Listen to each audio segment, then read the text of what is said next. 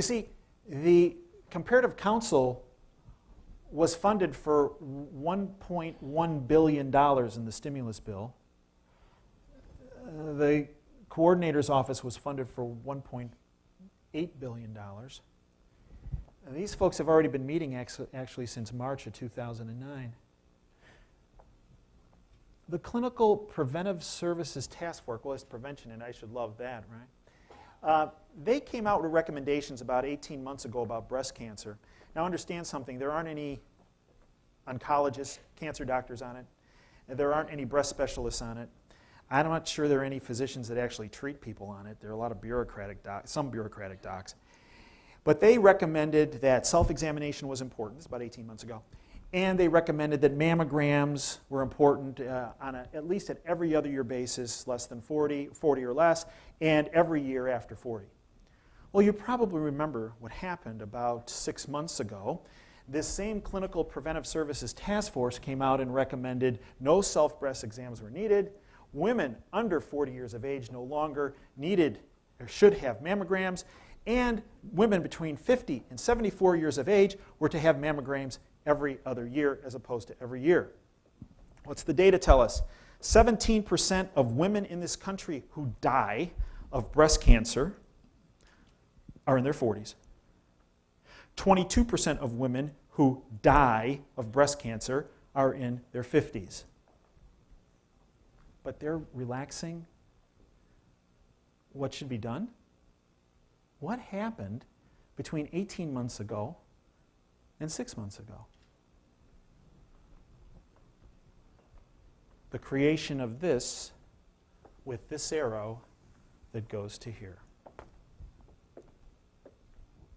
Get ready, because that's what's coming. And notice the big red arrow. Our boys in the IRS, the enforcement, as bad as Hillary Care was, as bad as the Canadian healthcare system is, and I'm telling you, it's all about rationing care up there too. We'd see a patient, it'd be 6 months before they could get into us to see us in clinic. And when they come see us in clinic, they were given 2 appointments times. Either you get in at 8 a.m. or 1 p.m. They get there at 5 o'clock in the morning just because they know if they got there late, they wouldn't be seen, because when the whistle blew at 11, the nurse would go out and go, the doctors are going to lunch now, you need to reschedule. You want somebody to have surgery? It's going to take a year, at least. It's all about rationing care. And these are the boys, they're going to enforce it. $10 billion more, 16,000 new federal agents. So when we say, yeah, come after me. Yeah, sure, I'm not going to pay that fine. Come after me. They will, right here. And they got the firepower to do it. I don't know if you've ever sat across the table from the IRS. I have. Every year for 10 years, and I know I'm going to this year and next year, and I'm sure for years to come. It ain't fun. The Congressional Budget Office came out and did an analysis, and they said that 4 million Americans will pay a fine for not having a government plan based on Obamacare. 3 million of which will have incomes less than $59,000. We don't even have to worry about the $250,000 pledge anymore. Now we're down to 59. The fine will be $1,000 or 2.5% of household income, whichever is greater. Economic analysis by the own Kathleen Sebelius' office. Obamacare will not decrease costs, but actually increase costs. It increases costs by $300 billion over 10 years, their own actuary. Medicare cuts could lead 15% of hospitals and nursing homes to close, their conclusion. The new long-term care insurance program in the plan, quote, faces a very serious risk of insolvency, end quote. Medicare Advantage programs, which have found to be very effective, will be phased out, leaving seniors with higher costs and less benefits. Here's the problem I have with this, as bad as that is.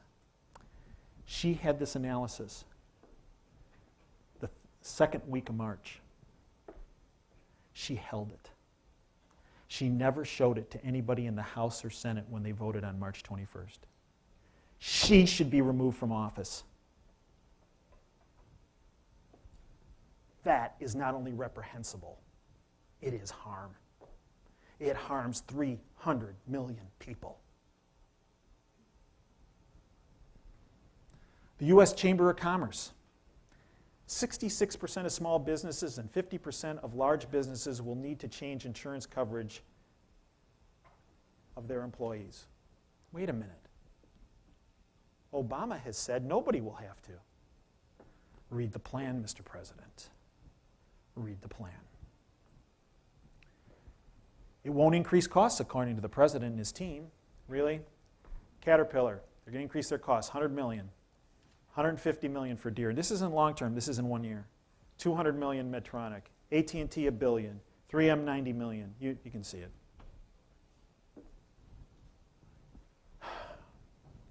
What happens when they have higher costs?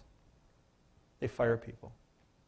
And they raise our costs of doing business with each and one of those companies. This is one of the most inflationary pieces of legislation that's ever hit our shores. Many people say, you know, Dave, you know, that punishment thing, you know, they're probably not going to do that.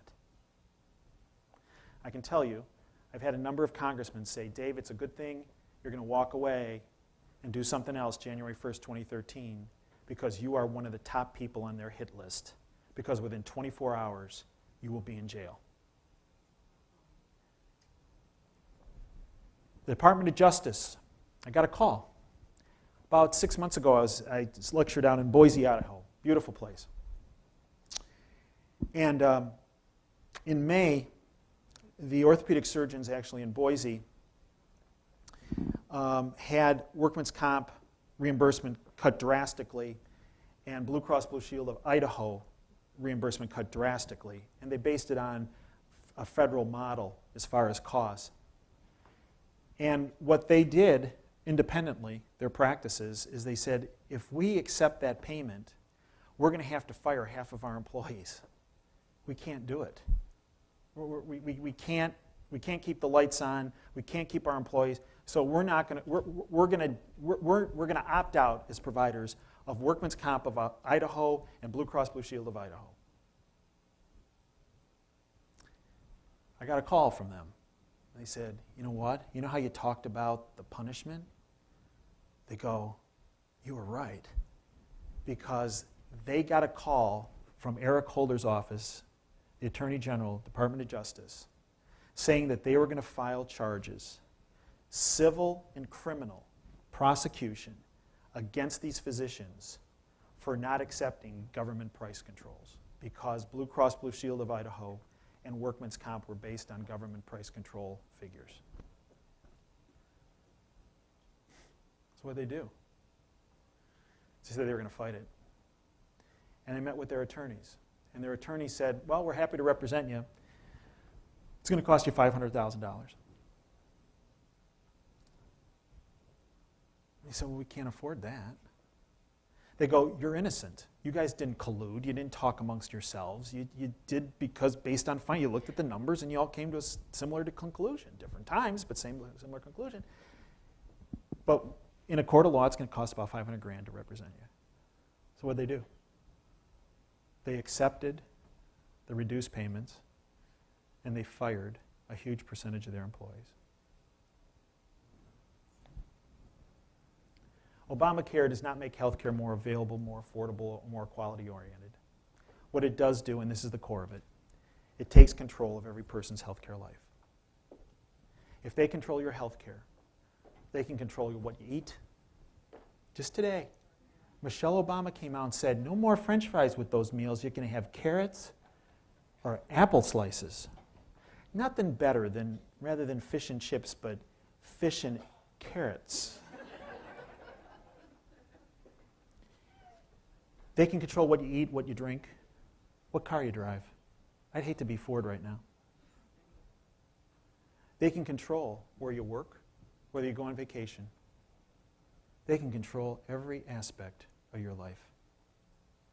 Once they control your health care, they control where you live, when you live, when you die, and if you live.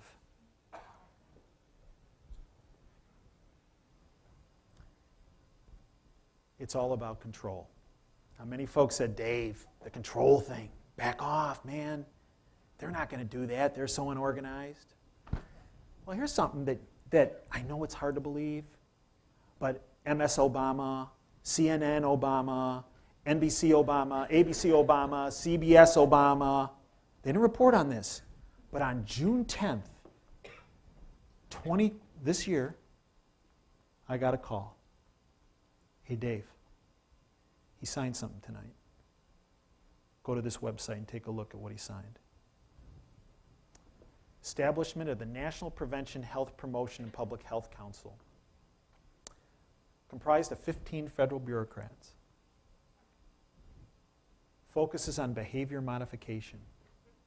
Quote, the council, from the executive order's own statement, the council is to carry out activities as are determined appropriate by the president, end quote. Quote, the council must provide a list of national priorities on health promotion, disease prevention, and address lifestyle behavior modification, end quote. I guess we read that as carrots and apple slices.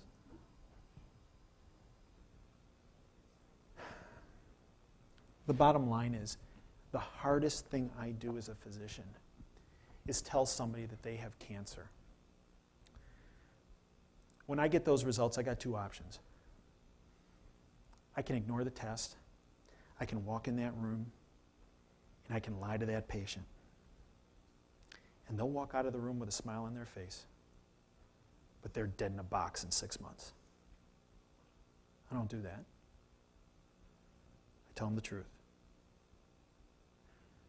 There's two responses you get when you tell somebody they have cancer. Anger and hostility,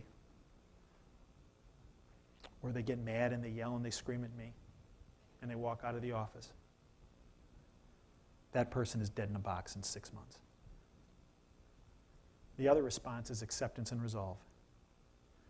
Accept the really bad diagnosis, but resolve that they're going to get better and they're going to do everything they can to become better. Those are the survivors.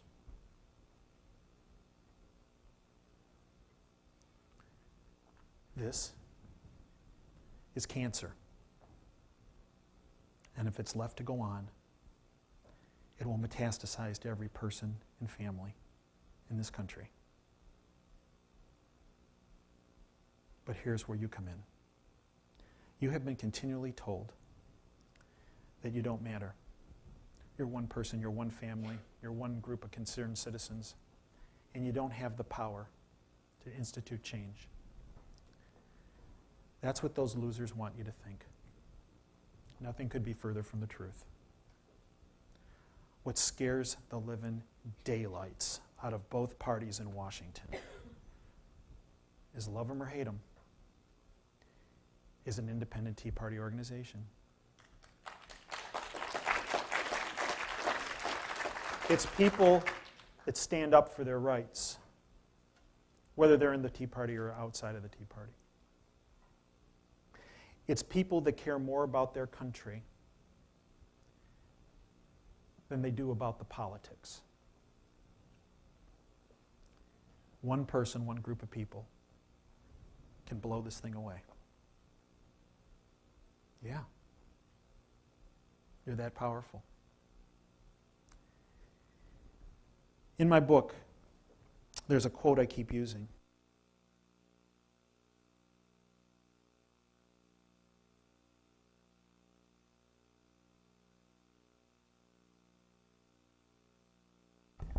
Work? There's a quote in my book, Dream Big and Dare to Fail. It's a quote by a guy by the name of Norman Vaughan. Not me, Norman Vaughan. Norman Vaughan was the chief dog musher for Admiral Byrd when he conquered Antarctica. And when Byrd conquered Antarctica, he named the largest peak after Norman Vaughan. Everybody said, Byrd, what are you doing? I mean, you're the head of this expedition. I mean, name it after you. He goes, no. He goes, anybody could have led this group. You guys are good. He goes, but it wasn't for Norman Vaughan. We would be dead. That one guy. No, the peak's after Vaughan.